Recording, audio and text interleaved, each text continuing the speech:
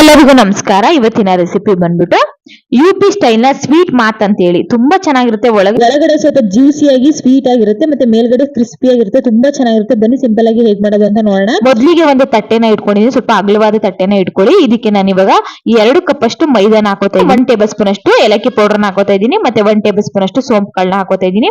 ಹಾಕೊಂಡ್ಮೇಲೆ ಒಂದು ಅರ್ಧ ಕಪ್ ಅಷ್ಟು ತುಪ್ಪನ ಬಿಸಿ ಮಾಡಿ ಹಾಕೋತಾ ಇದ್ದೀನಿ. ಹಾಕೊಂಡ್ಮೇಲೆ ಚೆನ್ನಾಗಿ ಒಂದಕ್ಕೊಂದು ಬೇರೆ ರೀತಿ ನೀಟಾಗಿ ಮಿಕ್ಸ್ ಮಾಡ್ಕೊಳ್ಳಿ. ಮಿಕ್ಸ್ ಆದ್ಮೇಲೆ ಇದಕ್ಕೆ 1 ಟೇಬಲ್ ಸ್ಪೂನ್ ಅಷ್ಟು ಬೇಕಿಂಗ್ ಪೌಡರ್ ನ ಹಾಕೋತಾ ಇದ್ದೀನಿ. ಹಾಕೊಂಡು ಮತ್ತೆ ಒಂದ್ಸಲ ಚೆನ್ನಾಗಿ ಕಲ್ಸ್ಕೊಳ್ಳಿ. ನಮ್ಗೆ ಈ ರೀತಿಯಾಗಿ ಹಿಟ್ಟು ರೆಡಿ ಆಗ್ಬೇಕು.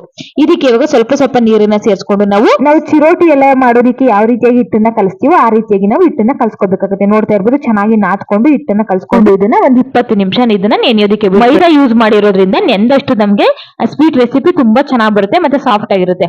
ಇದನ್ನ ಇವಾಗ ಒಂದ್ ಸೈಡ್ಗೆ ಎತ್ತಿಟ್ಕೊಳ್ಳೋಣ. ಇವಾಗ ಒಂದು ಬಾಣಲಿನ ಇಟ್ಕೊಂಡಿದೀನಿ. ಇದಕ್ಕೆ ಇವಾಗ ಒಂದ್ 2 ಕಪ್ ಅಷ್ಟು ಸಕ್ಕರೆನ ಹಾಕೋತಾ ಇದೀನಿ. ಸ್ವೀಟ್ ಜಾಸ್ತಿ ಬೇಕು ಅಂದ್ರೆ ಇನ್ನೂ ಸ್ವಲ್ಪ ಯೂಸ್ ಮಾಡ್ಬೋದು. ಮೀಡಿಯಂ ಸ್ವೀಟ್ ಸಾಕಂದ್ರೆ ಸಾಕಿದು 2 ಕಪ್ ಅಷ್ಟು. 1/4 ಕಪ್ ಅಷ್ಟು ನೀರನ್ನ ಹಾಕೋತಾ ಇದೀನಿ. ಹಾಕೊಂಡ್ಮೇಲೆ ಇದನ್ನ ಸಕ್ಕರೆನ ಚೆನ್ನಾಗಿ ಕರಗಿಸ್ಕೋಬೇಕಾಗುತ್ತೆ. ನಮ್ಗೆ ಸ್ವಲ್ಪ ಅಂಟು ಪಾಕ ಬರ್ಬೇಕು, ಅಲ್ಲಿ ತನಕ ಚೆನ್ನಾಗಿ ಕರಗಿಸ್ಕೊಳ್ಳಿ. ಐ ಫ್ಲೇಮ್ ಇಟ್ಕೊಂಡು ಕರಗಿಸ್ಕೊಳ್ಳಿ. ನೋಡಿ, ಚೆನ್ನಾಗಿ ಕುದೀತಾ ಇದೆ ಸಕ್ಕರೆ ಪಾಕ. ಇಷ್ಟ ಆದ್ರೆ ಸಾಕು. ಇದನ್ನ ಇವಾಗ ಒಂದ್ ಸೈಡ್ಗೆ ಎತ್ತಿಟ್ಕೊಳ್ಳೋಣ.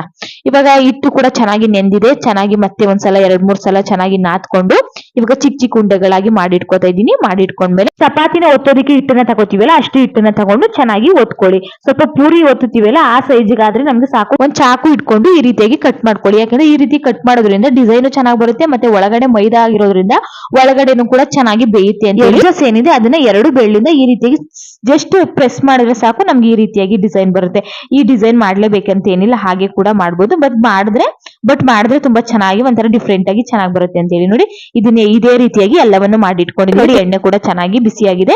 ಇವಾಗ ಮಾಡಿಟ್ಕೊಂಡಿರುವಂತಹ ಸ್ವೀಟ್ ನ ನಾನು ಇವಾಗ ಹಾಕೋತಾ ಇದ್ದೀನಿ. ಹಾಕೊಂಡು ಮೀಡಿಯಂ ಫ್ಲೇಮ್ ಅಲ್ಲಿ ಇಟ್ಕೊಂಡು ನಾವು ಚೆನ್ನಾಗಿ ಕ್ರಿಸ್ಪಿ ಆಗೋ ತನಕ ಚೆನ್ನಾಗಿ ಫ್ರೈ ಮಾಡ್ಕೋಬೇಕಾಗುತ್ತೆ. ಯಾವುದೇ ಕಾರಣಕ್ಕೂ ನೀವು ಐ ಫ್ಲೇಮ್ ಅಲ್ಲಿ ಇಟ್ಕೊಳ್ಳಿಕ್ ಹೋಗ್ಬೇಡಿ, ಯಾಕೆಂದ್ರೆ ಮೈದಾ ಆಗಿರೋದ್ರಿಂದ ಒಳಗಡೆ ಚೆನ್ನಾಗಿ ಬೇಯೋದಿಲ್ಲ. ಹಾಗಾಗಿ ಮೀಡಿಯಂ ಫ್ಲೇಮ್ ಅಲ್ಲಿ ಇಟ್ಕೊಂಡು ಒಂದು 5-6 ನಿಮಿಷ ಚೆನ್ನಾಗಿ ಫ್ರೈ ಮಾಡ್ಕೊಳ್ಳಿ.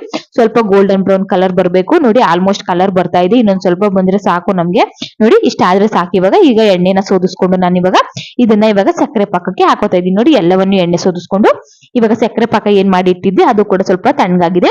ಬಿಸಿ ಇರುವಾಗ್ಲೇನೆ ಬೇಕಿದ್ರೆ ನೀವು ಹಾಕ್ಬೋದು. ಅವಾಗ ಚೆನ್ನಾಗಿ ಸಕ್ಕರೆ ಪಾಕನ ಅಬ್ಸರ್ವ್ ಮಾಡ್ಕೊಳ್ಳುತ್ತೆ ಸ್ವೀಟ್. ಇವಾಗ ಸಕ್ಕರೆ ಪಾಕಕ್ಕೆ ಹಾಕಿ ಒಂದು ಲಿಡ್ ನ ಕ್ಲೋಸ್ ಮಾಡಿ ಒಂದು 5 ನಿಮಿಷ ಹಾಗೇನೆ ಬಿಟ್ಬಿಡೋಣ.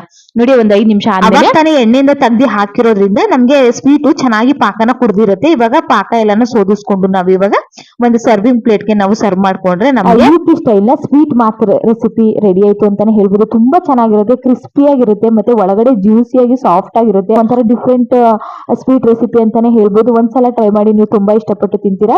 ರೆಸಿಪಿ ಇಷ್ಟ ಆಗಿದ್ರೆ ಲೈಕ್ ಮಾಡಿ, ಶೇರ್ ಮಾಡಿ, ಕಮೆಂಟ್ ಮಾಡಿ. ಮತ್ತೆ ಸಿಗ್ತೀನಿ ಮುಂದಿನ